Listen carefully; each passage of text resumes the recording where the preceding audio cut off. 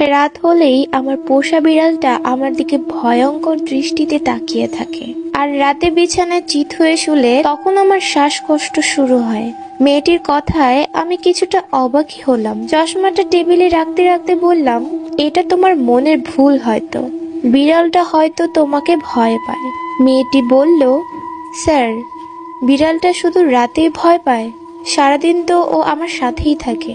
আচ্ছা, বিড়ালের কথা না হয় বাদই দিলাম, রাতে যখন আমি চিত হয়ে শুই তখন আমার শ্বাসকষ্ট কেন হয় বলতে পারেন?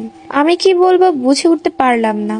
চিত হয়ে শুলে কারোর শ্বাসকষ্ট হয় এ প্রথমবার শুনলাম। মেয়েটিকে নিরন শান্ত করার কিছু ওষুধ প্রেসক্রিপশন করে দিলাম।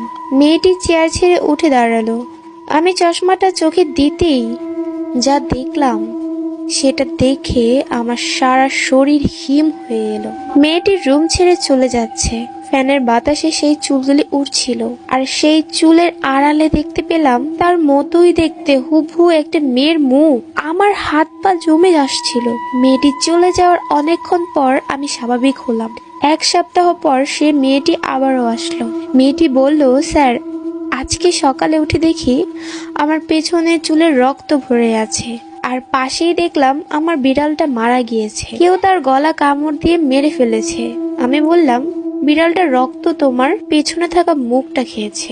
মেয়েটি আমার দিকে তাকিয়ে বলল, মানে? আমি বললাম, বিড়ালটা তোমার মুখের ঠিক পেছনে থাকা অন্য মুখীটাকে দেখে ভয় পেয়েছিল, আর চিত হয়ে শুলে শ্বাসকষ্ট হতো, কারণ চিত হয়ে শুলে তোমার পেছনের মুখটা নিঃশ্বাস নিতে পারতো না।